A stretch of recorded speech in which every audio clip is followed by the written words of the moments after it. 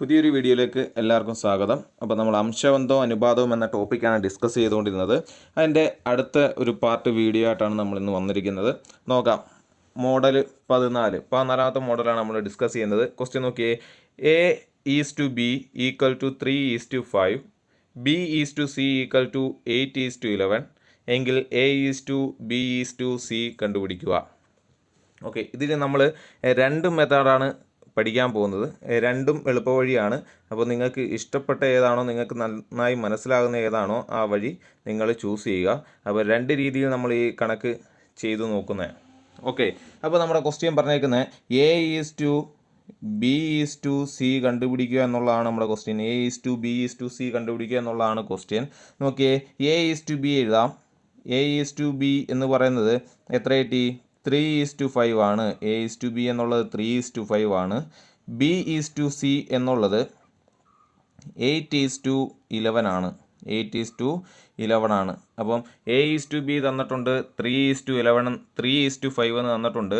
B is to C തന്നിട്ടുണ്ട് 8 is to 11 എന്ന് തന്നിട്ടുണ്ട്. ഓക്കെ, നമ്മൾ സാധാരണയായിട്ട് ഇതിൻ്റെ എളുപ്പവഴി പറയുന്നത് ഒന്നെങ്കിൽ ഇങ്ങനെ n തിരിച്ചിട്ട് എഴുതണം എന്നാണ് പറയുന്നത്. ഒന്നെങ്കിൽ n തിരിച്ചിട്ട് എഴുതുക, അല്ലെങ്കിൽ നമ്മുടെ മലയാള അക്ഷരം ഉണ്ടല്ലോ ഗ, ആ ഗ എഴുതുക. കണ്ടോ, ഗ എന്താണ്? ഗ. ഈ വരച്ചേക്കുന്നതെന്ന് വെച്ച് കഴിഞ്ഞാൽ നോക്കിയേ, A is to B is to കാണാൻ ആദ്യം 3 ഇൻറ്റു 8, അതാണ് ഫസ്റ്റ് വരി നമ്മൾ എഴുതിയേക്കുന്നത്. 3 ഇൻറ്റു B അല്ല, 3 ഇൻറ്റു 8. ഓക്കെ, ആദ്യം 3 ഇൻറ്റു 8, ആദ്യം 3 ഇൻറ്റു 8, 3ഉം 8ഉം കൂടെ ഗുണിക്കുക. 3 8ഉം കൂടെ ഗുണിക്കുമ്പോൾ 24 എന്ന് കിട്ടും. ഈസ് ടു അടുത്തത് 8ഉം 5ഉം കൂടെ ഗുണിക്കുക.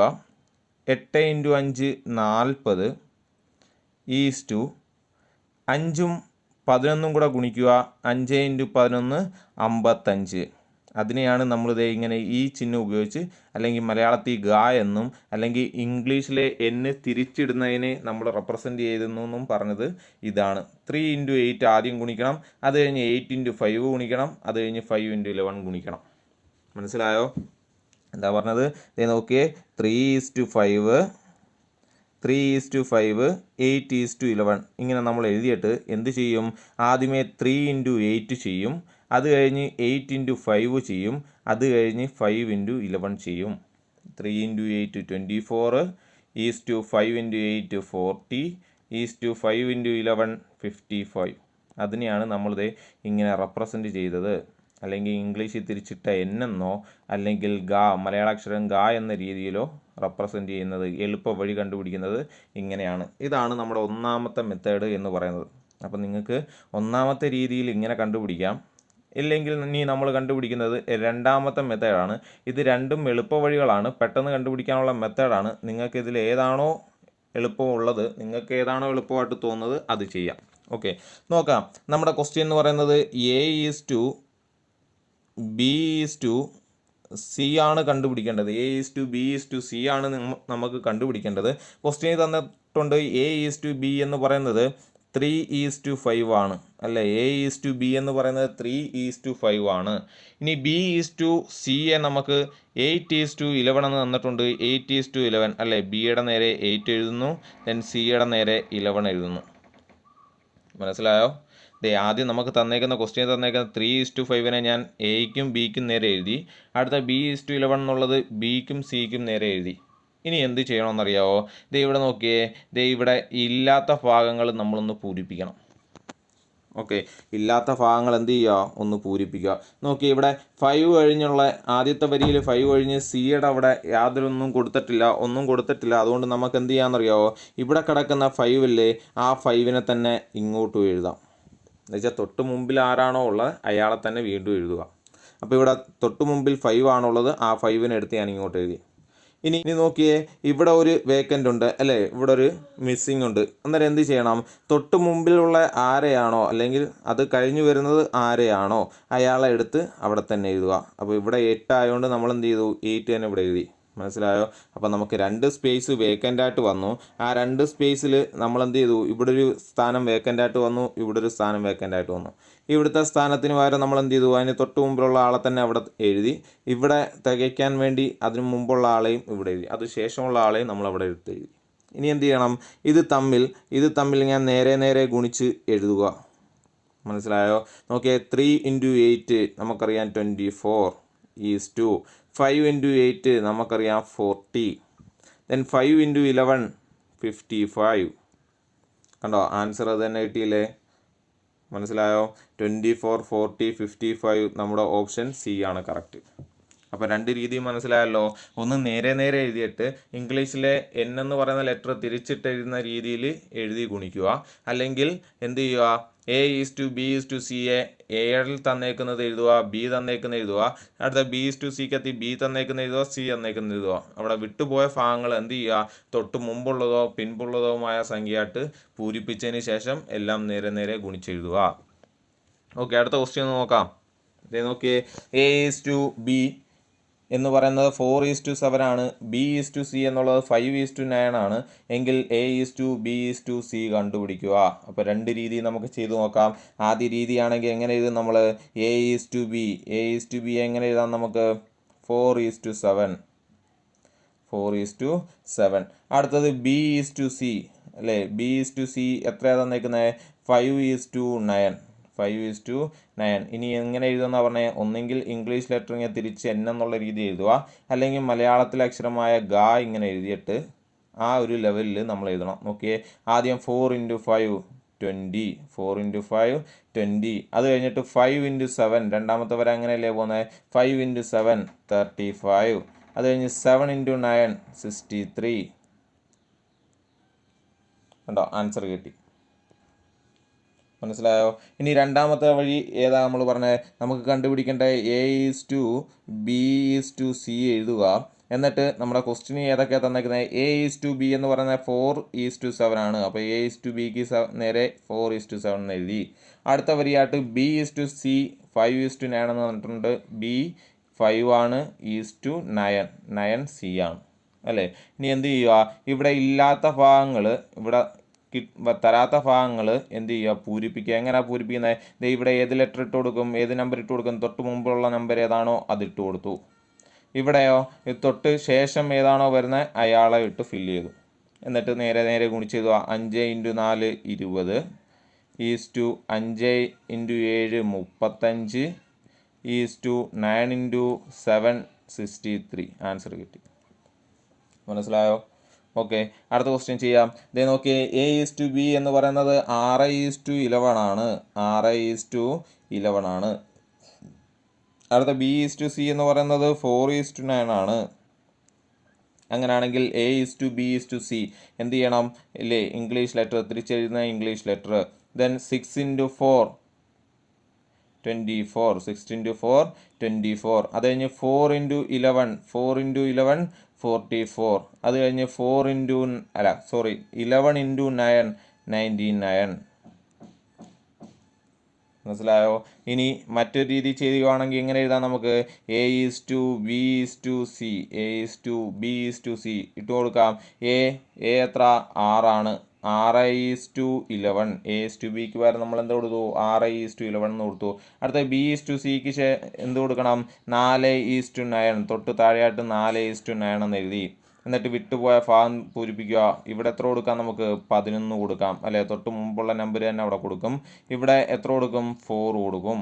ദെൻ 6 × 4 24. 4 × 11 44. 11 × 9 99. ഉണ്ടോ?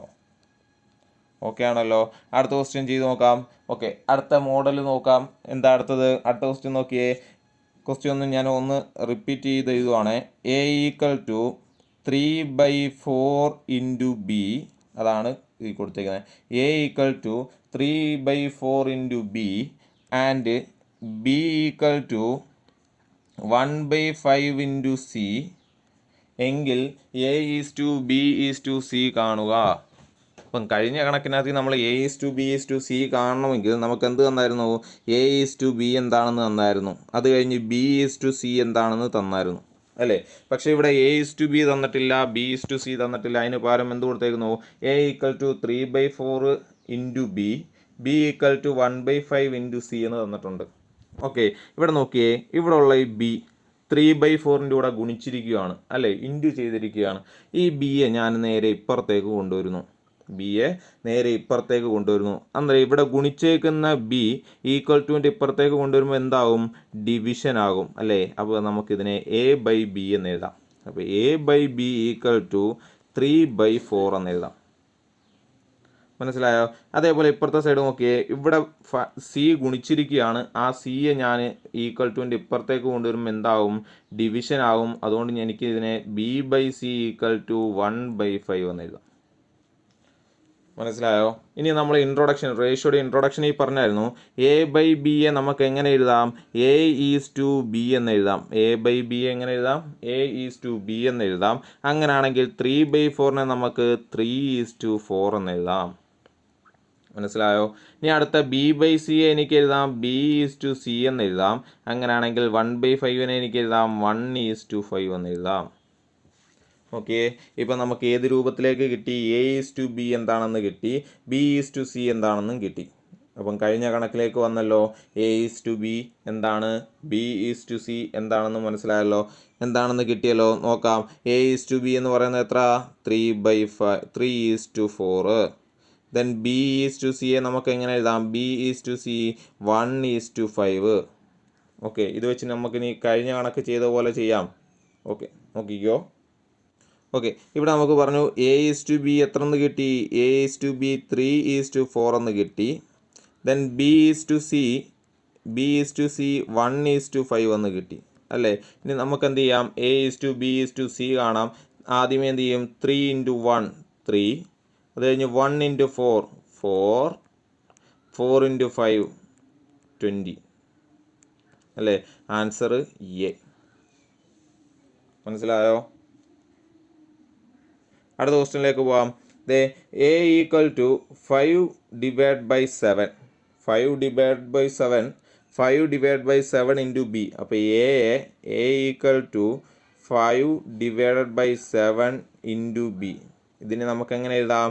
A/B ഈക്വൽ ടു 5:7 എന്ന് എഴുതാം അല്ലേ? കഴിഞ്ഞ കണക്കിൽ നമ്മൾ ഡിസ്കസ് ചെയ്തതുപോലെ BA ഈക്വൽ ടുവിൻ്റെ ഇപ്പുറത്തേക്ക് കൊണ്ടുവരുമ്പോൾ A/B ഈക്വൽ ടു 5/7 എന്ന് കിട്ടും.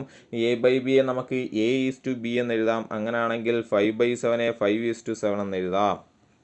അതേപോലെ നോക്കിയേ, B equal to 2/3 into C. അങ്ങനെയാണെങ്കിൽ നമുക്ക് എഴുതാം B/C ഈക്വൽ ടു 2:3 എന്ന് എഴുതാം. കാരണം എന്താ? ഇവിടെയുള്ള സിയെ നമുക്ക് ഈക്വൽ ടുവിൻ്റെ ഇപ്പുറത്തേക്ക് കൊണ്ടുവരുമ്പോൾ B/C എന്നാവും. B/Cയെ നമുക്ക് B/C എന്ന് എഴുതാമെങ്കിൽ 2/3 നമുക്ക് എങ്ങനെ എഴുതാം? 2:3 എന്ന് എഴുതാം. അങ്ങനെയാണെങ്കിൽ A/Bയും കിട്ടി, B/Cയും കിട്ടി. ഇനി നമുക്ക് എന്ത് എഴുതാം? 5:7 ഇൻറ്റു 5:7 2:3 അല്ലേ? നമുക്ക് എങ്ങനെ എഴുതാം? 5 × 2 10, ദെൻ 2 × 7 14, അടുത്ത 3 × 7 21. Option A. മനസ്സിലായോ? അടുത്ത നോക്കിയേ, അടുത്ത question. A equal to 4/9 into B. 4/9 into B. അങ്ങനെയാണെങ്കിൽ നമുക്ക് പറയാം A/B ഈക്വൽ ടു 4:9. മനസ്സിലായോ? അടുത്തത് B equal to 2/7 C. 2/7 C. അങ്ങനെയാണെങ്കിൽ B/Cയെ നമുക്ക് എഴുതാം 2:7 എന്ന് എഴുതാം. 2:7 എന്ന് എഴുതാം. അങ്ങനെ അടുത്തത് നോക്കിയേ, A/Bയെ 4:9 എന്ന് എഴുതാം. B/Cയെ 2:7 എന്ന് എഴുതാം. അങ്ങനെയാണെങ്കിൽ A/B/Cയെ നമുക്ക് എങ്ങനെ എഴുതാം?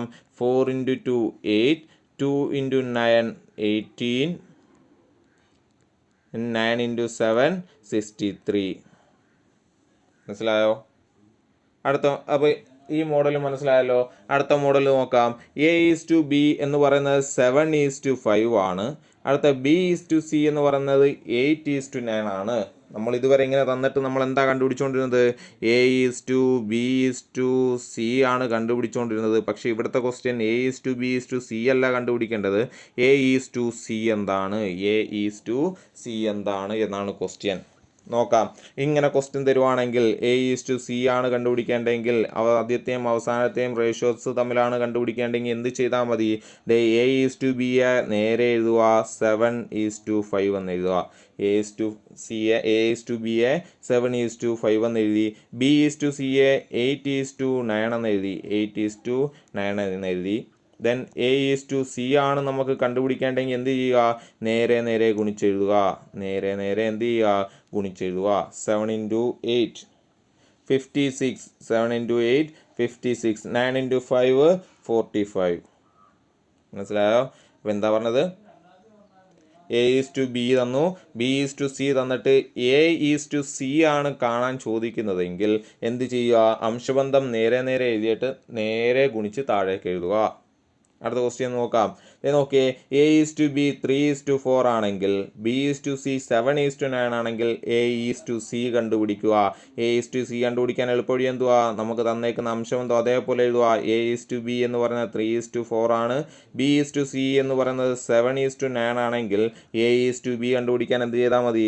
നേരെ ഗുണിച്ചു നോക്കുക അല്ലേ? 3 × 7 21 9 × 4 36. 21:36. ഓക്കെ, നമ്മുടെ ഓപ്ഷനകത്ത് 21:36 ഉണ്ടോ? ഇല്ല. എന്ന് വെച്ച് കഴിഞ്ഞാൽ ഈ നമ്പറിനെ ഏതോ ഒരു നമ്പർ കൊണ്ട് പൊതുവായിട്ട് ഡിവൈഡ് ചെയ്തിരിക്കുന്നു അല്ലേ? നമുക്ക് നോക്കാം. 3 കൊണ്ടാണ് രണ്ടുപേരെയും പൊതുവായിട്ട് ഡിവൈഡ് ചെയ്യാൻ പറ്റുന്നത്. 3 കൊണ്ട് 21 ഡിവൈഡ് ചെയ്യുമ്പോൾ നമുക്ക് 7 എന്ന് കിട്ടും. 36നെ 3 കൊണ്ട് ചെയ്യുമ്പോൾ 12 എന്ന് കിട്ടും. നമ്മുടെ ആൻസർ 7:12. റേഷ്യോ എപ്പോഴും ഏറ്റവും ലീസ്റ്റ് ഫോമിൽ വേണം എഴുതാൻ. അടുത്ത ക്വസ്റ്റ്യൻ നോക്കാം. നോക്കി, A:B എന്ന് പറയുന്നത് 5:9 ആണ്. അപ്പോൾ നമ്മൾ 5:9 എഴുതി. അടുത്ത B:C എന്ന് പറയുന്നത് 4:11 ആണ്. 4:11 എഴുതി. എന്ത് കണ്ടുപിടിക്കണം? A:C കണ്ടുപിടിക്കണം. A:C കണ്ടുപിടിക്കാൻ എന്ത് ചെയ്താൽ മതി? നേരെ ഗുണിച്ച് താഴേക്ക് എഴുതുക. 5 × 4 20 9 × 11 99. ആൻസർ 20:99. മനസ്സിലായോ? ഓക്കെ, അപ്പം അടുത്ത മോഡൽ നോക്കിയേ. അടുത്ത മോഡൽ A:B എന്ന് പറയുന്നത് 2:3 ആണ്. B:C എന്ന് പറയുന്നത് 5:4 ആണ്. C:D എന്ന് പറയുന്നത് 7:8 ആണ് എങ്കിൽ A:D എത്രയാണെന്നാണ് ക്വസ്റ്റ്യൻ. ഈ ക്വസ്റ്റ്യന് മുമ്പ് നമുക്ക് ഒരു ക്വസ്റ്റ്യൻ ചെയ്ത് പഠിച്ചതിന് ശേഷം ഈ ക്വസ്റ്റ്യനിലേക്ക് വരാം. ഇവിടെ 3 അംശബന്ധം തന്നിട്ടുണ്ട് അല്ലേ? A:B തന്നിട്ടുണ്ട്, B:C തന്നിട്ടുണ്ട്, C:D തന്നിട്ടുണ്ട്. ഈ അംശബന്ധം തന്നിട്ട് നമ്മളോട് ചോദിക്കുന്നു B:C:D എന്താണെന്ന് ചോദിച്ചു കഴിഞ്ഞാൽ എങ്ങനെ കണ്ടുപിടിക്കും? A:B:C:D എന്താണെന്ന് ചോദിച്ചു കഴിഞ്ഞാൽ എങ്ങനെ കണ്ടുപിടിക്കും? നമ്മൾക്ക് കണ്ടുപിടിക്കേണ്ടത് A:B:C:D. നമ്മൾ രണ്ടാമത് പഠിച്ച എളുപ്പവഴി ഉണ്ടല്ലോ, ഇത് കണ്ടുപിടിക്കാൻ വേണ്ടി രണ്ടാമത് പഠിച്ച എളുപ്പവഴി, ആ എളുപ്പവഴിയിലേക്ക് പോവാ. നോക്കിയേ, A:B 2:3 ആണ്. A:B നമുക്ക് നേരെ എഴുതാം 2:3. then അടുത്ത B:C എന്ന് പറയുന്നത് 5:4 ആണ്. അപ്പോൾ അടുത്ത വരിയിലാട്ട് എന്ത് എഴുതുക? B:C 5:4. തൊട്ടടുത്ത വരിയിലാട്ട് C:D 7:8 എന്ന് എഴുതുക. C:D നോക്കിയേ, സിക്ക് താഴെ 7 എഴുതി, D. പക്ഷേ ഡിക്ക് താഴെ എന്ത് എഴുതി? നമ്മൾ 8 എഴുതി. ഓക്കെ, ഇനി നമുക്ക് എന്ത് കണ്ടുപിടിക്കാം? A:B:C:D കണ്ടുപിടിക്കണം. അതിനെന്ത് ചെയ്യണം? ഇവിടെ ഫില്ല് ചെയ്യാത്ത ഭാഗങ്ങൾ എന്ത് ചെയ്യുക? അതിന് തൊട്ട് മുമ്പുള്ള നമ്പേഴ്സ് ഇട്ടുകൊണ്ട് ഫില്ല് ചെയ്യുക. ഇവിടെ നോക്കിയാൽ തൊട്ട് മുമ്പ് 3 കിടക്കുന്നുണ്ടെങ്കിൽ നമ്മൾ എന്ത് ചെയ്യുക? മൊത്തോടെ 3 കൊടുത്തു. ഇനി എന്ത് ചെയ്യുക? ഇവിടെ നോക്കിയേ, ഇവിടെ ഒരു സ്ഥാനം ഫില്ല് ചെയ്യാനുണ്ട്. തൊട്ട് മുമ്പ് ശേഷം കിടക്കുന്ന നമ്പർ ഏതാ? 5 ആണ്. അതുകൊണ്ട് നമ്മളിവിടെ എന്ത് കൊടുത്തു? 5 കൊടുത്തു. ഇനി ഇവിടെ ഒരു ഭാഗം ഫില്ല് ചെയ്യാനുണ്ട്. ഇവിടെ 4 കിടക്കുന്നതുകൊണ്ട് നമ്മൾ എന്ത് ചെയ്തു? ആ 4 തന്നെ ഇവിടെ എഴുതി. ഇനി എന്ത് ചെയ്യണം? ഇവിടെ രണ്ട് ഭാഗം ഫില്ല് ചെയ്യാനുണ്ട്. ഇവിടെ 7 ആണ് കിടക്കുന്നത്. ആ 7 തന്നെ നമ്മൾ ഇവിടെ ഇട്ട് കൊടുക്കുന്നു. അതിനുശേഷം എന്ത് ചെയ്യുക? എല്ലാം താഴേക്ക് ഗുണിച്ചെഴുതുക. 2 × 5 10. 10 × 7 70. 10 × 7 70. അടുത്ത് നോക്കിയേ, 3 × 5 15. 50 × 7 നമുക്ക് കിട്ടും 105. 50 × 7 105. അടുത്ത് നോക്കിയേ, 3 × 4 12. 12 × 7 84. 3 4 12 3 ഇൻറ്റു 4 12 12 ഇൻറ്റു 8 96. അപ്പോൾ നമുക്ക് A is to B is to C is to D കണ്ടുപിടിച്ചാൽ എങ്ങനെ 70 70 is to 105 is to 84 is to 96. Okay ആണോ? അപ്പോൾ A is to B is to C is to D ചോദിച്ചു കഴിഞ്ഞാൽ എങ്ങനെ കണ്ടുപിടിക്കുന്നതെന്ന് മനസ്സിലായല്ലോ. കഴിഞ്ഞ മോഡലിൽ നമ്മൾ ഡിസ്കസ് ചെയ്തതുപോലെ എന്ത് ചെയ്യുക, ഒഴിവുള്ള ഭാഗങ്ങൾക്ക് അതാത് അംശബന്ധം അതിന് താഴെ എഴുതിയതിന് ശേഷം ഒഴിവുള്ള ഭാഗങ്ങളെ തൊട്ട് മുമ്പുള്ളതോ പിൻപുള്ളതോമായ സംഖ്യകൾ ചേർത്തിട്ട് നേരെ ഗുണിച്ചെഴുതുക. മനസ്സിലായല്ലോ. ഇനി ഇവിടുത്തെ ക്വസ്റ്റ്യൻ എന്താ ചോദിച്ചിരിക്കുന്നത്? ഇവിടുത്തെ question A is to D കണ്ടുപിടിക്കാനാണ്. നമ്മൾ ഈ ചെയ്ത് വെച്ചേക്കുന്നതിനകത്ത് നിന്ന് A ഈസ് ടു D കണ്ടുപിടിക്കാം അല്ലേ? കാരണം ഇവിടുത്തെ എയുടെ വാല്യൂ എത്ര? 70 ആണ്. എയുടെ വാല്യൂ 70 ആണ്. A ഈസ് ടു D ആണ് ചോദിച്ചേക്കുന്നത്. 70 ഈസ് ടു D എത്രയാണ് കണ്ടുപിടിച്ചേക്കുന്നത്?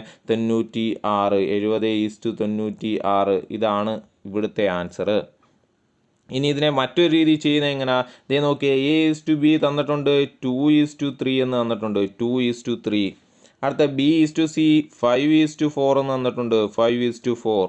Then C is to D 7 is to 8 എന്ന് തന്നിട്ടുണ്ട്, 7 ഈസ് ടു 8. നമ്മൾ തൊട്ട് മുമ്പുള്ള കണക്ക് എങ്ങനെയാണ് ചെയ്തത് നോക്കിയേ. A ഈസ് ടു Bയും B ഈസ് ടു Cയും തന്നു കഴിഞ്ഞാൽ A ഈസ് ടു C കണ്ടുപിടിക്കാൻ നേരെ ഗുണിച്ച് താഴേക്ക് ചെയ്തു അല്ലേ? നേരെ അംശബന്ധം എഴുതിയിട്ട് നേരെ ഗുണിച്ച് എഴുതി. എന്തുകൊണ്ടാണ്? അവസാനത്തെ ആദ്യത്തെയും അവസാനത്തെയും അംശബന്ധമാണ് കാണാൻ ചോദിച്ചിരിക്കുന്നത് കൊണ്ട്. തന്നെ അതേ ക്വസ്റ്റ്യൻ തന്നെ ഇവിടെയും ചോദിച്ചേക്കുന്നത്. ആദ്യത്തെ അംശബന്ധവും അവസാനത്തെ അംശബന്ധവും തമ്മിൽ കണ്ടുപിടിക്കാനല്ലേ പറഞ്ഞേക്കുന്നത്. നമ്മൾ എന്ത് ചെയ്തു? കഴിഞ്ഞ കണക്കിൽ നമ്മൾ പറഞ്ഞതുപോലെ അതേ അംശബന്ധങ്ങൾ താഴെയായിട്ട് എഴുതുക. A is to B 2 is to 3 എഴുതി, 5 ഈസ് ടു 4 എഴുതി, 7 ഈസ് ടു 8 എഴുതി. എന്നിട്ട് എന്ത് ചെയ്യുക? നേരെ ഗുണിച്ച് താഴേക്ക് എഴുതുക. നോക്കിയേ, 2 into 5 10, 10 into 7 70, 70 is to 3 into 4 12, 12 into 8 96. കണ്ടോ? അതേ ആൻസർ തന്നെ കിട്ടിയതാണ്ടോ? മനസ്സിലായോ? അപ്പോൾ കഴിഞ്ഞ കണക്കിൽ നമ്മൾ പഠിച്ചതുപോലെ A ഈസ് ടു Bയും തരുന്നു, B ഈസ് ടു Cയും തരുന്നു. നമ്മളടുത്ത് ചോദിച്ചിരിക്കുന്നത് A ഈസ് ടു C കണ്ടുപിടിക്കാനാണ് ചോദിച്ചിരുന്നെങ്കിൽ നമ്മൾ എന്ത് ചെയ്യും? അംശബന്ധങ്ങൾ നേരെ എഴുതിയിട്ട് അത് തമ്മിൽ ഗുണിച്ച് താഴേക്ക് എഴുതി. അതേപോലെ ഇവിടെയും A ഈസ് ടു B തന്നു, B ഈസ് ടു C തന്നു, അതിൻ്റെ കൂടെ C ഈസ് ടു Dയും കൂടെ തന്നിട്ട് A ഈസ് ടു D ആണ് ചോദിച്ചിരിക്കുന്നത്. നമ്മൾ എന്ത് ചെയ്തു? അംശബന്ധം എല്ലാം നേരെ എഴുതിയിട്ട് അതേ നേരെ ഗുണിച്ച് താഴേക്ക് അംശബന്ധം എഴുതി. മനസ്സിലായോ? ഓക്കെ, അടുത്ത കണക്കൊന്ന് ചെയ്ത് നോക്കാം. A ഈസ് ടു B എന്ന് പറയുന്നത് 2 ഈസ് ടു 3 ആണ്, B is to C 4 is to 5 ആണ്, C is to D 1 is to 3 എങ്കിൽ A ഈസ് ടു D കണ്ടുപിടിക്കുക. എങ്ങനെയാണ് കണ്ടുപിടിക്കേണ്ടത്? അംശബന്ധമെല്ലാം നേരെ എഴുതുക. 2 is to 3. B is to C എങ്ങനെ എഴുതി? 4 is to 5. Then C is to Dക്ക് എങ്ങനെ എഴുതി? 1 ഈസ് ടു 3 എന്ന് എഴുതി. എന്നിട്ട് എന്ത് ചെയ്യുക? നേരെ ഗുണിച്ച് താഴേക്ക് എഴുതുക. 2 into 4 8, 8 into 1 8 is to 3 into 5 15, 15 into 3 45. The answer കിട്ടി. 8 is to 45 എന്ന ആൻസർ കിട്ടി. ഇനി ഈ ക്വസ്റ്റ്യൻ മറ്റൊരു രീതിയിലായിരുന്നെങ്കിലോ? ഈ ക്വസ്റ്റ്യൻ ഇങ്ങനെ ചോദിക്കുന്നു. A is to B is to C is to D കണ്ടുപിടിക്കുക. C ഈസ് ടു D കണ്ടുപിടിക്കാൻ പറഞ്ഞു കഴിഞ്ഞിരുന്നെങ്കിൽ എന്ത് ചെയ്തേനെ? എങ്ങനെയായിരിക്കും ഇത് ചെയ്യുന്നത് നോക്കിയേ. A is to B 2 is to 3 എന്ത് ചെയ്തു? നമ്മൾ A ഈസ് ടു Bയുടെ നേരെ താഴേക്ക് എഴുതി 2 ഈസ് ടു 3. ഇനി എന്താ അടുത്തത്? B ഈസ് ടു C എന്ന് പറയുന്നത് 4 ഈസ് ടു 5 ആണ്. അത് B ഈസ് ടു Cക്ക് നേരെ താഴെ എഴുതി. അടുത്തത് C ഈസ് ടു D അല്ലേ? Cക്ക് നേരെ താഴെ 1 എഴുതി, Dക്ക് നേരെ താഴെ 3 എഴുതി, Dക്ക് നേരെ താഴെ 3 എഴുതി അല്ലേ? നോക്കിയേ, A is to B 2 is to 3, B is to C 4 is to 5, C is to D 1 is to 3. കണ്ടോ? ഇനി എന്ത് ചെയ്യണം? നമുക്ക് A is to B is to C കണ്ടുപിടിക്കണം അല്ലേ? വിട്ടുപോയ ഭാഗങ്ങൾ പൂരിപ്പിക്കണം. ദേ നോക്കിയേ, ഇവിടെ 2 സ്ഥാനം വിട്ടുപോയിട്ടുണ്ട്. 2 സ്ഥാനം പൂരിപ്പിക്കാൻ എന്ത് ചെയ്യണം? ഈ 3 തന്നെ ഇട്ട് കൊടുക്കുക. ഇവിടെ ഒരു സ്ഥാനമുണ്ട്, ഈ 4 തന്നെ ഇവിടെ ഇട്ട് കൊടുക്കുക. ഇവിടെ ഒരു സ്ഥാനമുണ്ട്, ഈ 5 ഇട്ട് കൊടുക്കുക. ദെൻ ഇവിടെ 2 സ്ഥാനങ്ങൾ കിടപ്പുണ്ട് ഫ്രണ്ടിലായിട്ട്. ദെൻ 1 ഇട്ട് കൊടുത്തു, 1 ഇട്ട് കൊടുത്തു. ഇനി എന്ത് ചെയ്യണം? ഇതെല്ലാം കൂടെ ഗുണിച്ച് എഴുതണം അല്ലേ? 2 into 4 into 1 8 is to 3 into 4 12 is to 3 into 5 15 is to 3 into 5 into 3 45. കണ്ടോ ആൻസർ കിട്ടിയ കണ്ടോ A:B:C:D കിട്ടിയത് കണ്ടോ. ഇതിൽ നിന്നും നമുക്ക് A:D എടുക്കണമെങ്കിൽ എന്ത് ചെയ്താൽ മതി, എയുടെ 8ഉം ഡിയുടെ 45 കൊടുക്കുക. അതല്ലേ നമുക്ക് ഇവിടെ കിട്ടിയത് 8:45. മനസ്സിലായോ? ഓക്കെ, അടുത്ത ക്വസ്റ്റ്യനിലേക്ക് പോവാം. ഇത് നോക്കിയേ, അടുത്ത മോഡൽ നോക്കിയേ. രണ്ട് സംഖ്യകളുടെ അംശബന്ധം 4:5 ആണ്. സംഖ്യകൾ ഏതാണെന്ന് പറയുന്നില്ല. രണ്ട് സംഖ്യകളുടെ അംശബന്ധം 4:5ഉം അവയുടെ ലസാഗു 140ഉം ആയാൽ വലിയ സംഖ്യ ഏത്? ഇത് എളുപ്പ വഴി പഠിച്ചു വെച്ചേക്കുക. വലിയ സംഖ്യ കണ്ടുപിടിക്കാൻ വേണ്ടി എളുപ്പവഴി, വലിയ സംഖ്യയാണ് നമുക്ക് ചോദിക്കുന്നതെങ്കിൽ വലിയ സംഖ്യ കണ്ടുപിടിക്കാനുള്ള എളുപ്പവഴി ലസാഗു തന്നിട്ടുണ്ടല്ലോ ക്വസ്റ്റ്യന്. ആ ലസാഗുവിനെ എന്തുകൊണ്ട് ഡിവൈഡ് ചെയ്യണം? ചെറിയ റേഷ്യോ കൊണ്ട് ഡിവൈഡ് ചെയ്യണം. ചെറിയ റേഷ്യോ കൊണ്ട് നമ്മൾ എന്ത് ചെയ്യുക? ഡിവൈഡ് ചെയ്യുക. അപ്പം വലിയ സംഖ്യയാണ് നമ്മളോട് കാണാൻ ചോദിക്കുന്നതെങ്കിൽ നമ്മൾ എന്ത് ചെയ്യുക? ലസാഗുവിനെ ചെറിയ റേഷ്യോ കൊണ്ട് ഡിവൈഡ് ചെയ്യുക. ഇതേ നോക്കിയേ, ഇവിടുത്തെ ലസാഗു എത്ര? 140. ഇവിടുത്തെ ചെറിയ റേഷ്യോ ഇവിടെ 4:5 എന്നാണ് തന്നേക്കുന്നത്. ഈ 4:5 ചെറിയ റേഷ്യോ ആരാണ്? 4 ആണ് അല്ലേ. അപ്പോൾ 140നെ 4 കൊണ്ട് ഡിവൈഡ് ചെയ്യുന്നു. നമുക്ക് ആൻസർ 35. മനസ്സിലായോ? ക്വസ്റ്റ്യൻ പറഞ്ഞത് മനസ്സിലായോ? എന്താണ് ഒരു അംശബന്ധം തന്നേക്കുന്നു, രണ്ട് സംഖ്യകൾ തമ്മിലുള്ള അംശബന്ധം തന്നിട്ട് നമ്മളെടുത്ത് ലസാഗു തരുന്നു, ചോദിക്കുന്നു വലിയ സംഖ്യ ഏതാണ്? വലിയ സംഖ്യ കണ്ടുപിടിക്കാനുള്ള എളുപ്പവഴി എന്തുവാ? ലസാഗു ഡിവൈഡ് ബൈ ചെറിയ റേഷ്യോ. മനസ്സിലായോ? ഓക്കെ, ഇനി ഒരു ഇക്വേഷൻ കൂടെ പഠിച്ചു വെച്ചേക്കുക. ചെറിയ സംഖ്യ കണ്ടുപിടിക്കാനുള്ള ഇക്വേഷൻ, ഇനി നമ്മൾ ഈ ക്വസ്റ്റ്യനകത്തിൽ ചെറിയ സംഖ്യയാണ് കാണാൻ ചോദിച്ചിരുന്നെങ്കിലുള്ള ഇക്വേഷൻ പഠിച്ചു വെച്ചേക്കുക. ലസാഗു ഡിവൈഡ് ബൈ വലിയ റേഷ്യോ. പരസ്പരം അങ്ങോട്ടും ഇങ്ങോട്ടും മാറ്റിയാൽ മതി. കണ്ടോ, എളുപ്പമല്ലേ? വലിയ സംഖ്യ കണ്ടുപിടിക്കണമെങ്കിൽ എന്ത് ചെയ്താൽ മതി? തന്നിരിക്കുന്ന ലസാഗുവിനെ ചെറിയ റേഷ്യോ കൊണ്ട് ഡിവൈഡ് ചെയ്യുക. ഇനി ചെറിയ സംഖ്യയാണ് കാണാൻ ചോദിച്ചിരുന്നെങ്കിൽ എന്ത് ചെയ്യുക? തന്നിരിക്കുന്ന ലസാഗുവിനെ വലിയ റേഷ്യോ കൊണ്ട് ഡിവൈഡ് ചെയ്യുക. അടുത്ത ക്വസ്റ്റ്യൻ നോക്കിയേ. രണ്ട് സംഖ്യയുടെ അംശം 3:4 ആണെങ്കിൽ അവയുടെ ലസാഗു 180ഉം ആയാൽ വലിയ സംഖ്യ ഏത്? വലിയ സംഖ്യ കണ്ടുപിടിക്കാൻ എന്ത് ചെയ്താൽ മതി? ലസാഗുവിനെ 180നെ ചെറിയ റേഷ്യോ കൊണ്ട് ചെയ്തു കഴിഞ്ഞാൽ നമുക്ക് വലിയ സംഖ്യ കിട്ടും. ചെറിയ റേഷ്യോ 3 കൊണ്ട് ഡിവൈഡ് ചെയ്യുന്നു, നമുക്ക് ആൻസർ 60 എന്ന് കിട്ടും. ഇനി ചെറിയ സംഖ്യയാണ് ചോദിച്ചിരിക്കുന്നതെങ്കിൽ എന്ത് ചെയ്യുക? ലസാഗുവിനെ വലിയ റേഷ്യോ കൊണ്ട് ഡിവൈഡ് ചെയ്യുക. ഇവിടെ വലിയ റേഷ്യോ 4 ആണ്. 4 കൊണ്ട് ഡിവൈഡ് ചെയ്യുമ്പോൾ നമുക്ക് എത്ര കിട്ടും? 45 എന്ന് കിട്ടും. മനസ്സിലായോ ക്വസ്റ്റ്യൻ? എളുപ്പമല്ലേ? ഒരു ക്വസ്റ്റ്യനും കൂടെ ചെയ്ത് നോക്കിയോ. രണ്ട് സംഖ്യയുടെ അംശബന്ധം 2:3 ആണെങ്കിൽ അവയുടെ ലസാഗു 60ഉം ആയാൽ വലിയ സംഖ്യ ഏത്? വലിയ സംഖ്യ കണ്ടുപിടിക്കാനുള്ള ഇക്വേഷൻ എന്തുവാ? വലിയ സംഖ്യ ഈക്വൽ ടു ലസാഗു ഡിവൈഡ് ബൈ ചെറിയ റേഷ്യോ. ആൻസർ കിട്ടി 30. ഇനി ചെറിയ നമ്പറാണ് ചോദിക്കുന്നതെങ്കിൽ എന്ത് ചെയ്യുക? ലസാഗു ഡിവൈഡ് ബൈ വലിയ റേഷ്യോ. ആൻസർ കിട്ടും 20 എന്ന് കിട്ടും. ഓക്കെ ആണോ? അപ്പോൾ ഇവിടെ ലസാഗു തന്നപ്പോഴുള്ള ക്വസ്റ്റ്യൻ ആണ് നമ്മൾ ഈ പറഞ്ഞത്. ലസാഗു തന്നു കഴിഞ്ഞാൽ എങ്ങനെ ചെറിയ നമ്പർ കണ്ടുപിടിക്കും, എങ്ങനെ വലിയ നമ്പർ കണ്ടുപിടിക്കും. ഇനി രണ്ട് സംഖ്യകൾ തരുന്നു, അതിൻ്റെ കൂടെ അതിൻ്റെ ഉസാഗയാണ് തരുന്നതെങ്കിൽ എന്ത് ചെയ്യും? ഇതേ നോക്കിയേ, രണ്ട് സംഖ്യയുടെ അംശബന്ധം 5:6ഉം അവയുടെ ഉസാഗ 8ഉം ആയാൽ വലിയ സംഖ്യ ഏത്? ഇക്വേഷൻ പഠിച്ചു വെച്ചേക്കുക. ഉസാഗയാണ് തരുന്നതെങ്കിൽ എന്ത് ചെയ്യണം? വലിയ സംഖ്യ കണ്ടുപിടിക്കാൻ ഉസാഗയാണ് തരുന്നതെങ്കിൽ ഉസാഗയെ വലിയ റേഷ്യോയുമായി ഗുണിക്കുക.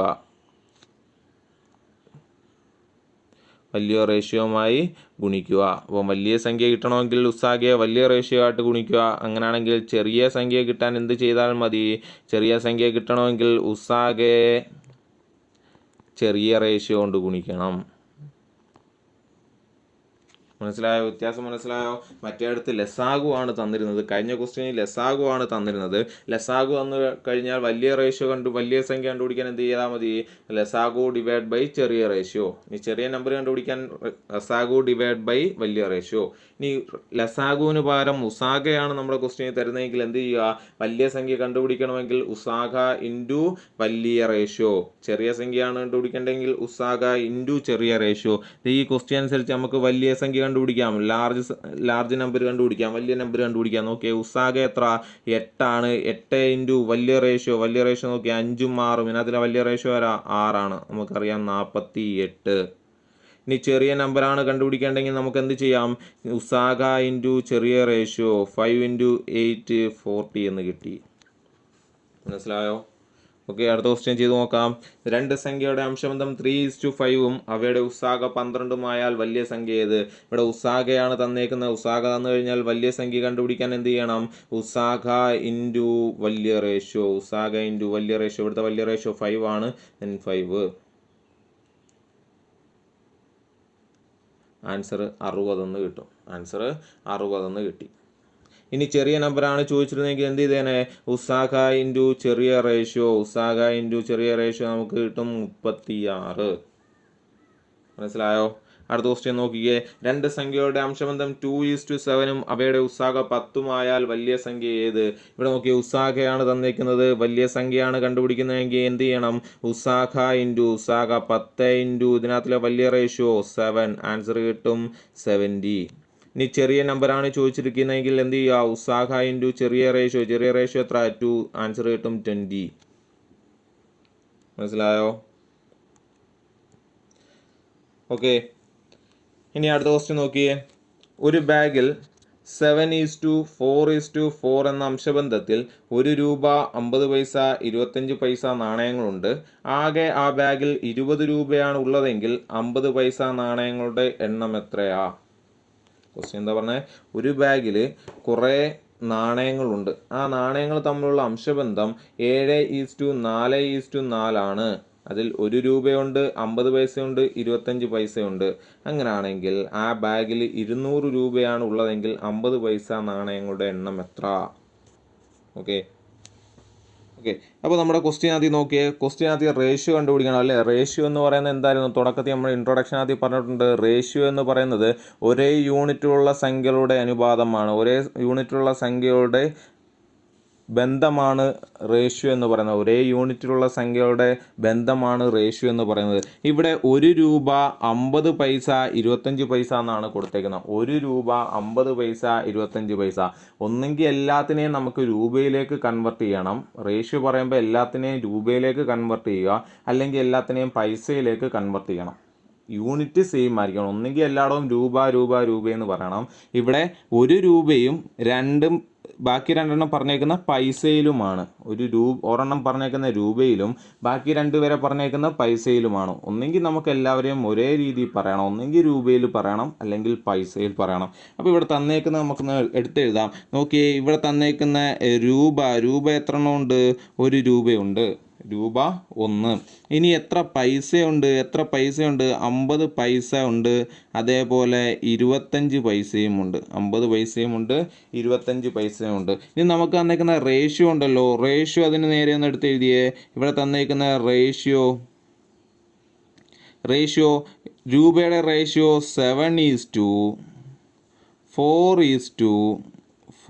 7:4:4. ഈ തന്നേക്കുന്ന അംശബന്ധത്തെ നമുക്ക് ഒരേ യൂണിറ്റിലേക്ക് മാറ്റി എഴുതുക. ഒന്നുകിൽ രൂപയുടെ യൂണിറ്റിലേക്ക് മാറ്റി എഴുതുക, അല്ലെങ്കിൽ പൈസയുടെ രൂപത്തിലേക്ക് മാറ്റുക.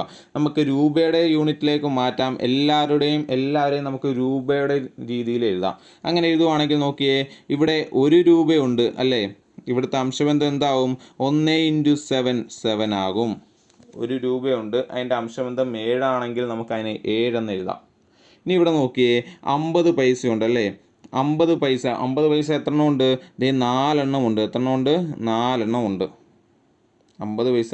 ഓക്കെ, ഇവിടെ നോക്കിയേ, 1 രൂപയുടെ തട്ട്. ഇതിൻ്റെ അർത്ഥം പറയുന്നതെന്ന് വെച്ച് കഴിഞ്ഞാൽ ഇവർ തന്നേക്കുന്ന ഈ അംശബന്ധത്തിൻ്റെ അർത്ഥം നമുക്ക് എങ്ങനെ പറയാം? ഇവിടെ 1 രൂപയുടെ 7 നാണയങ്ങളുണ്ട്. 1 രൂപയുടെ 7 നാണയങ്ങളുണ്ടെങ്കിൽ അതിൽ എത്ര രൂപ കാണും? 7 രൂപ കാണും. എത്ര എണ്ണം കാണും? 7 രൂപ കാണും. ഇനി 50 പൈസയുടെ 4 നാണയങ്ങൾ അല്ലേ? 50 പൈസയുടെ 4 നാണയങ്ങളാകുമ്പോൾ എത്ര രൂപയാവും? 50 പൈസയുടെ 4 നാണയങ്ങളാകുമ്പോൾ 2 രൂപയാകും. ഇനി 25 പൈസയുടെ 4 നാണയങ്ങളാകുമ്പോൾ എത്ര രൂപയാവും? 1 രൂപയാകും. അപ്പം ഈ തന്നിരുന്ന അംശബന്ധം ഒരു ബാഗിൽ 7:4:4 എന്ന അംശബന്ധത്തിൽ 1 രൂപ 50 പൈസ 25 പൈസ നാണയങ്ങളുണ്ട്. അപ്പോൾ ഈ തന്നിരിക്കുന്ന റേഷ്യോ എന്ന് പറയുന്നത് എന്തിനെ സൂചിപ്പിക്കുന്നതാ? എണ്ണത്തെ സൂചിപ്പിക്കുന്ന റേഷ്യോ ആണ് നമുക്ക് ക്വസ്റ്റ്യൻ തന്നേക്കുന്ന എണ്ണം. എത്ര രൂപ, എത്ര ചില്ലറകളുണ്ട് എന്നുള്ള എണ്ണത്തെ സൂചിപ്പിക്കുന്നതാണ്. അതിനെയെല്ലാം നമ്മൾ എന്ത് ചെയ്യും, ഒരേ യൂണിറ്റ് വരുന്ന രീതിയിലേക്ക് മാറ്റി എഴുതി ഈ തന്നിരിക്കുന്ന ഇപ്പോൾ നമ്മൾ കണ്ടുപിടിച്ചേക്കുന്ന റേഷ്യോ എന്തിൻ്റെയാ, രൂപയുടെ മൂല്യം അല്ലേ, രൂപയുടെ റേഷ്യോ ആണ് എഴുതിയേക്കുന്നത്. 7:2:1. എന്താ പറഞ്ഞേക്കുന്നത്, 1 രൂപയുടെ 7 നാണയങ്ങളുണ്ടെങ്കിൽ നമുക്ക് അതിനെ കിട്ടും 7 രൂപ. 50 പൈസയുടെ 4 നാണയമുണ്ടെങ്കിൽ 2 രൂപ. 25 പൈസയുടെ 4 നാണയമുണ്ടെങ്കിൽ 1 രൂപ. അപ്പോൾ എല്ലാം ഇവിടെ രൂപയായി അല്ലേ, എല്ലാവരെയും രൂപയുടെ അംശബന്ധത്തിലേക്ക് മാറ്റി. ഓക്കെ, അപ്പോൾ ആദ്യം നമുക്ക് ക്വസ്റ്റ്യൻ തന്നിരിക്കുന്ന അംശബന്ധത്തെ എല്ലാത്തിൻ്റെയും ബേസിക് യൂണിറ്റ് സെയിം ആവുന്ന രീതിയിലേക്ക് മാറ്റുക. ഇനി അതിനുശേഷം നമ്മുടെ ക്വസ്റ്റ്യൻ തന്നിരിക്കുന്നത് എന്താ, 50 പൈസയുടെ എണ്ണമാണ് കാണേണ്ടത്. 50 പൈസയുടെ എണ്ണം.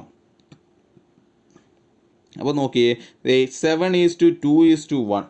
7:2:1. ഇതിൻ്റെ അർത്ഥം എന്താ, 7:2:1. നമ്മൾ അംശബന്ധത്തിൻ്റെ അല്ലെങ്കിൽ റേഷ്യോ ആൻഡ് പ്രൊപ്പോർഷണൽ എന്ന ചാപ്റ്ററിൻ്റെ ഇൻട്രൊഡക്ഷൻ പറഞ്ഞപ്പോൾ നമ്മൾ എന്താണ് അംശബന്ധം കൊണ്ട് ഉദ്ദേശിക്കുന്നതെന്ന് ഡീറ്റെയിൽ ആയിട്ട് പറഞ്ഞായിരുന്നു അല്ലേ. അത് വെച്ച് നോക്കിയേ, 7:2:1. അതിൻ്റെ അർത്ഥം എന്താ, 7 + 2 + 1 10 അല്ലേ. 10 രൂപ എടുത്തു കഴിഞ്ഞാൽ, 10 രൂപ നമ്മൾ എടുത്തു കഴിഞ്ഞാൽ, ഈ 200 രൂപയിൽ നിന്നും 10 രൂപ എടുത്തു കഴിഞ്ഞാൽ അതിൽ 7 രൂപ 1 രൂപയുടെ നാണയമായിരിക്കും. 7 രൂപ 1 രൂപയുടെ നാണയമായിരിക്കും. 2 രൂപ 50 പൈസയുടെ നാണയങ്ങളായിരിക്കും. 2 രൂപ 50 പൈസയുടെ നാണയങ്ങളായിരിക്കും. 1 രൂപ 25 പൈസയുടെ നാണയങ്ങളായിരിക്കും. 1 രൂപ 25 പൈസയുടെ നാണയങ്ങളായിരിക്കും. മനസ്സിലായോ? അപ്പോൾ നമ്മൾ 10 രൂപ എടുത്തു കഴിഞ്ഞാൽ അതിൽ 1 രൂപയുടെ 7 നാണയങ്ങൾ കാണും അല്ലേ. 50 പൈസ വെച്ച് അടുക്കി നോക്കിക്കഴിഞ്ഞാൽ അത് 2 രൂപയാവും. അതിനർത്ഥം 50 പൈസയുടെ 4 നാണയങ്ങൾ കാണും. ദെൻ 25 പൈസയുടെ 4 നാണയങ്ങൾ കാണും എങ്കിൽ 1 രൂപയാവും. മനസ്സിലായോ? ഇനി നമ്മുടെ അടുത്ത് ചോദിച്ചേക്കുന്ന 50 പൈസയുടെ എണ്ണമാണ് ചോദിച്ചിരിക്കുന്നത്. നമുക്ക് മൊത്തം 200 രൂപയുണ്ട്. ഇവിടെ നോക്കിയേ, 10 രൂപയ്ക്കകത്ത് ഈ 50 പൈസയുടെ എണ്ണം എത്രയായിരിക്കും? 10 രൂപ എടുത്തു കഴിഞ്ഞാൽ അതിൽ 50 പൈസയുടെ എണ്ണം എത്രയായിരിക്കും? നമുക്കറിയാം ഇവിടെ 2 രൂപയാണ് 50 പൈസ. 50 പൈസയുടെ കണക്ക് നോക്കുമ്പോൾ 2 രൂപയാണ്. 2 രൂപ കിട്ടണമെങ്കിൽ എന്ത് ചെയ്യണം? 4 ആയിരിക്കും ഇവിടുത്തെ 50 പൈസയുടെ എണ്ണം, 4. അപ്പോൾ 10 രൂപ എടുത്താൽ അതിൽ 4 എണ്ണം അല്ലെങ്കിൽ 10 രൂപയുടെ ചില്ലറ എടുത്താൽ അത് 4 ഭാഗം ആരായിരിക്കും? നമ്മുടെ 50 പൈസയായിരിക്കും. അങ്ങനെയാണെങ്കിൽ 200 എടുത്തു കഴിഞ്ഞാൽ അതിൽ എത്ര 50 പൈസ ഉണ്ടെന്നറിയാൻ എന്ത് ചെയ്താൽ മതി? 4/10. ഇവിടുത്തെ അംശബന്ധം എന്ന് വെച്ച് കഴിഞ്ഞാൽ എന്താ, 10 രൂപ എടുത്തു കഴിഞ്ഞാൽ അതിൽ 4 ആരാണ്? 4 ഭാഗം ആരാണ്? 50 പൈസ നോട്ടുകളാണ്, 50 പൈസയാണ്. അങ്ങനെയാണെങ്കിൽ 200 × 4/10 ആൻസർ കിട്ടും. നമുക്ക് എത്ര ആൻസർ കിട്ടും? നോക്കിയേ, 80 എന്ന് കിട്ടും. അപ്പോൾ 80 നാണയങ്ങൾ 50 പൈസയുടെ ആയിരിക്കും. മനസ്സിലായോ? അപ്പോൾ എന്താ പറഞ്ഞത്, ആദ്യം നമുക്ക് തന്നിരിക്കുന്ന റേഷ്യോ രൂപയിലേക്ക് മാറ്റി എന്ന് വെച്ച് കഴിഞ്ഞാൽ, രൂപയിലേക്ക് മാറ്റിയപ്പോൾ അതിനർത്ഥം 10 രൂപ എടുത്തു കഴിഞ്ഞാൽ അതിൽ 2 രൂപയ്ക്ക് 50 പൈസ നാണയങ്ങളുണ്ട്. 10 രൂപ എടുത്തു കഴിഞ്ഞാൽ അതിൽ 50 പൈസ 10 രൂപ എടുത്തു കഴിഞ്ഞാൽ അതിൽ 2 രൂപയ്ക്ക് 50 പൈസ നാണയങ്ങളുണ്ട്. 2 രൂപയ്ക്ക് 50 പൈസ നാണയങ്ങൾ എന്ന് വെച്ചാൽ എത്ര നാണയങ്ങൾ വരും? 4 നാണയങ്ങൾ എന്ന് വെച്ചാൽ 10 രൂപ എടുത്തു കഴിഞ്ഞാൽ അതിൽ 4 നാണയങ്ങൾ എന്തായിരിക്കും? 50 പൈസയായിരിക്കും. 4 നാണയങ്ങൾ 50 പൈസയായിരിക്കും. അപ്പം 10 രൂപ എടുത്തു കഴിഞ്ഞാൽ 4 നാണയങ്ങൾ 50 പൈസ ആകുമെങ്കിൽ 200 രൂപ എടുത്താൽ എത്ര 50 പൈസ നാണയങ്ങൾ ഉണ്ടാകും എന്ന് കണ്ടുപിടിക്കാൻ എന്ത് ചെയ്യണം? 200 × 4/10. 4/10 എന്ന് വെച്ചാൽ എന്താ അർത്ഥം? 10 രൂപ എടുത്തു കഴിഞ്ഞാൽ അതിൽ 4 50 പൈസയുണ്ട്. അങ്ങനെയാണെങ്കിൽ 200 രൂപ എടുത്താൽ എത്ര രൂപ കിട്ടുമെന്നറിയാൻ എന്ത് ചെയ്താൽ മതി? 200 × 4/10 ചെയ്താൽ മതി. മനസ്സിലായോ? ഇത് ഇൻട്രൊഡക്ഷനകത്ത് നമ്മൾ ഡീറ്റെയിൽ ആയിട്ട് എടുത്തുകൊണ്ടാണ് ഇത് ഇപ്പോൾ നമ്മളിങ്ങനെ പറഞ്ഞു പോയത്. ഓക്കെ, ഇത് നോക്കിയേ, ഒരു ബാഗിൽ 5:8:4 എന്ന അംശബന്ധത്തിൽ 1 രൂപ 50 പൈസ 25 പൈസ നാണയങ്ങളുണ്ട്. ആകെ ആ ബാഗിൽ 300 രൂപയാണുള്ളതെങ്കിൽ 50 പൈസ നാണയങ്ങളുടെ എണ്ണം എത്ര? അപ്പോൾ നമ്മൾ ആദ്യം എന്ത് ചെയ്യും? നമുക്ക് തന്നേക്കുന്ന റേഷ്യോ എടുത്ത് എഴുതും അല്ലേ. ഇവിടെ 1 രൂപ 50 പൈസ 25 പൈസ ഉണ്ട്. ഇനി 1 രൂപയുടെ എത്ര നാണയമുണ്ട്? 5 നാണയം, 8 നാണയം, 4 നാണയം അല്ലേ. അത് നമ്മളുടെ റേഷ്യോ ആണ്, എണ്ണങ്ങളുടെ റേഷ്യോ ആണ്. 5:8:4 എന്ന് കൊടുത്തേക്കുന്നത്. ഇതിനെല്ലാം നമുക്ക് രൂപയിലേക്ക് മാറ്റുക. 5 നാണയങ്ങൾ അല്ലെങ്കിൽ 1 രൂപയുടെ 5 നാണയങ്ങളുണ്ടെങ്കിൽ നമുക്ക് 5 രൂപ എന്ന് പറയാം. 50 പൈസയുടെ 8 നാണയങ്ങളുണ്ടെങ്കിൽ നമുക്ക് പറയാം 4 രൂപ. 25 പൈസയുടെ 4 നാണയങ്ങളുണ്ടെങ്കിൽ നമുക്ക് പറയാം 1 രൂപ. അതാണ് ഈ അംശബന്ധത്തിലേക്ക് നമ്മൾ രൂപയുടെ അംശബന്ധത്തിലേക്ക് മാറ്റി. ഇത് എണ്ണമാണ്, ഓർത്തോളുക. ഇത് എണ്ണത്തിൻ്റെ റേഷ്യോ ആണ് നമുക്ക് തന്നേക്കുന്നത്. അതിനെ നമ്മൾ എന്ത് ചെയ്തു? രൂപയിലേക്ക് മാറ്റി. 1 രൂപയുടെ 5 നാണയമുണ്ടെങ്കിൽ അതിനർത്ഥം എത്രയാ? 5 രൂപയുണ്ട്. 50 പൈസയുടെ 8 നാണയങ്ങളുണ്ടെങ്കിൽ 4 രൂപയുണ്ട്. 25 പൈസയുടെ 4 നാണയമുണ്ടെങ്കിൽ 1 രൂപയുണ്ട്. അപ്പം നമ്മൾ എല്ലാത്തിനെയും രൂപയിലേക്ക് മാറ്റി. ഇനി ഇവിടെ എന്ത് കിട്ടും നമുക്ക്? 5 + 4 + 1 10 അല്ലേ? അപ്പം നമ്മൾ 10 രൂപ എടുക്കുകയാണെങ്കിൽ അതിൽ 4 രൂപയ്ക്ക് എന്ത് കാണും? 50 പൈസ തുട്ട് കാണും. 10 രൂപ എടുത്തു കഴിഞ്ഞാൽ 4 രൂപയ്ക്ക് 50 പൈസ തുട്ട് കാണും. അതിൻ്റെ അംശബന്ധം നമുക്ക്, അതിൻ്റെ ഫ്രാക്ഷൻ നമുക്ക് എങ്ങനെ എഴുതാം? 4 രൂപയ്ക്ക് 50 പൈസ 4 രൂപയ്ക്ക് 50 പൈസ തുട്ടുണ്ടെങ്കിൽ എത്ര തുട്ട് കാണും? 8 തുട്ട് കാണും അല്ലേ? 4 രൂപയ്ക്ക് 50 പൈസ തുട്ടുണ്ടെങ്കിൽ എത്ര തുട്ട് കാണും അവിടെ? 8 തുട്ട് കാണും. അപ്പോൾ നമുക്ക് ഫ്രാക്ഷൻ എഴുതാം 8/10. 10 രൂപ എടുത്തു കഴിഞ്ഞാൽ അതിൽ 8 നാണയങ്ങൾ എന്തായിരിക്കും? 50 പൈസയുടെ ആയിരിക്കും. 8 നാണയങ്ങൾ കൂട്ടി വെക്കുക എന്ന് വെച്ചാൽ 4 രൂപ കിട്ടും. മനസ്സിലായോ? ഓക്കെ, നമുക്ക് 300 രൂപയ്ക്ക് അതിലുള്ളതല്ലേ കാണേണ്ടത്? ദെൻ 300 × 8/10. 300 × 8/10 ആൻസർ കിട്ടും 240 എണ്ണം. 240 50 പൈസ തുട്ടുകളുണ്ട്. മനസ്സിലായല്ലോ?